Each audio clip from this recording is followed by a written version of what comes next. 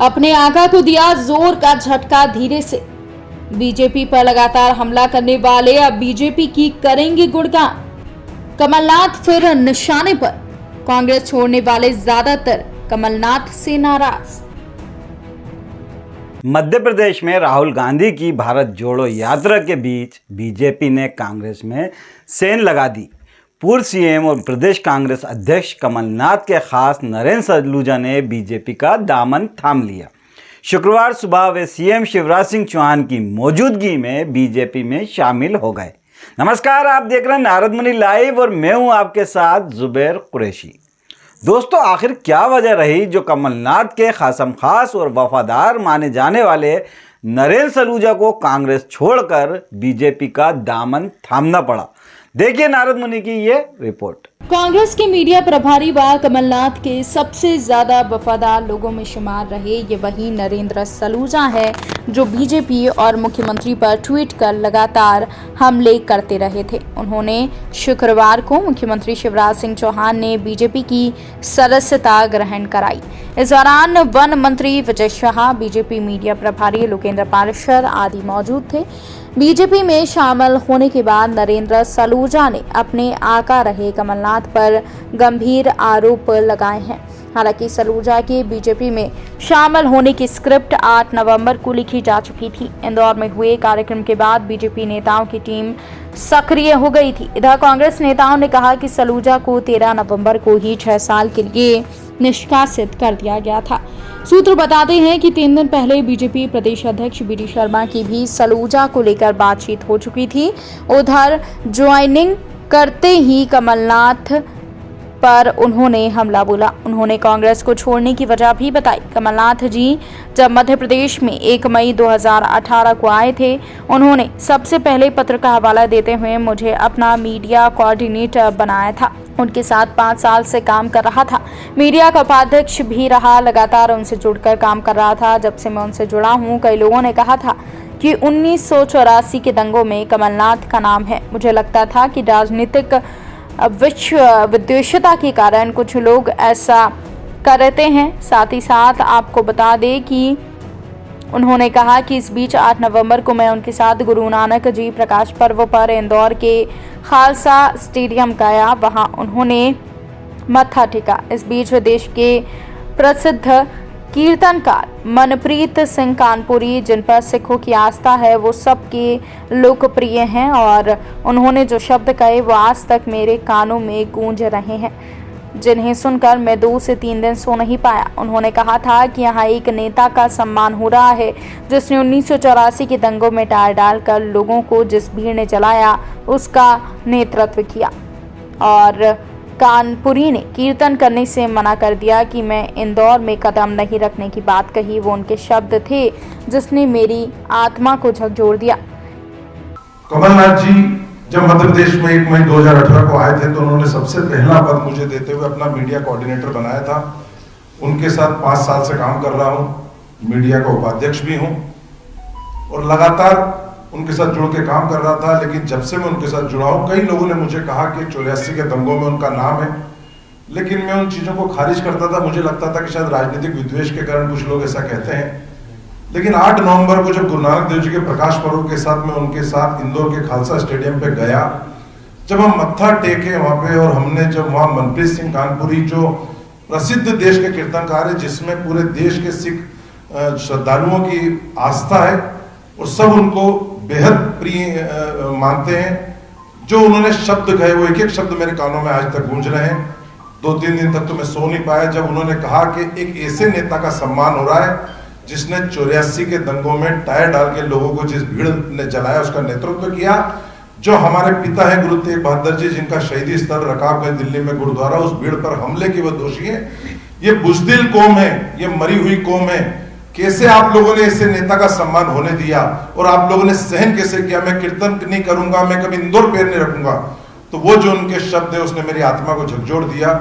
उस दिन का दिन है 8 नवंबर से ना मैं कमलनाथ जी से मैंने मुलाकात करी है, ना बात करी है, ना मेरा फेसबुक उठा के देख लें। आप सब तो मीडिया के साथी में काम करता हूं तो व्हाट्सएप भेजता हूं।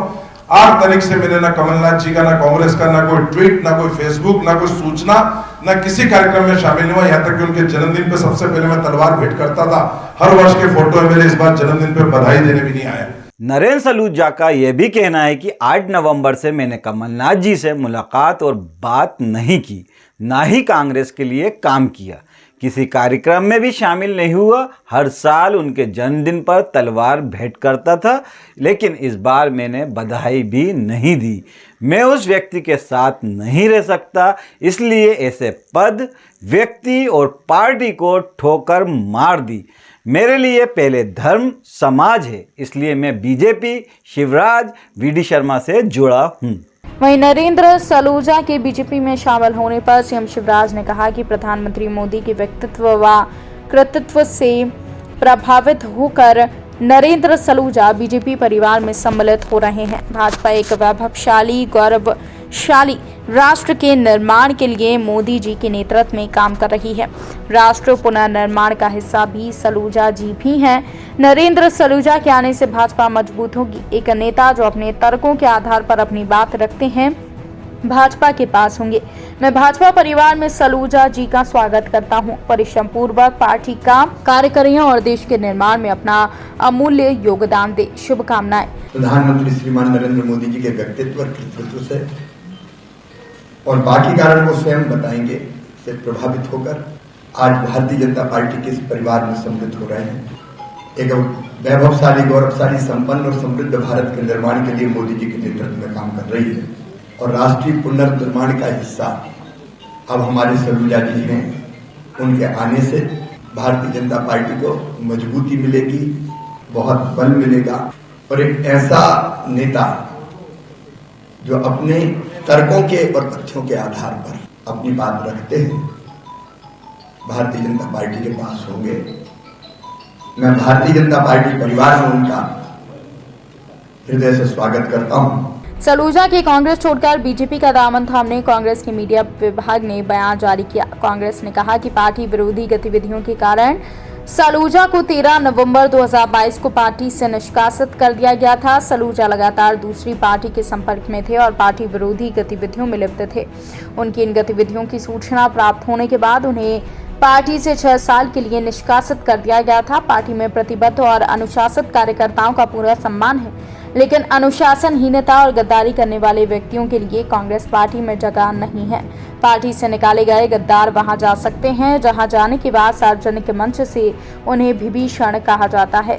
कांग्रेस पार्टी में रहकर भाजपा के एजेंट के तौर पर काम कर रहे मीडिया विभाग के पदाधिकारी नरेंद्र सलूजा अपनी मूल पार्टी में चले गए। कांग्रेस पार्टी में जो भी गद्दारी करते हैं उन सबको भारतीय जनता पार्टी अपने कुनबे में शामिल करती है।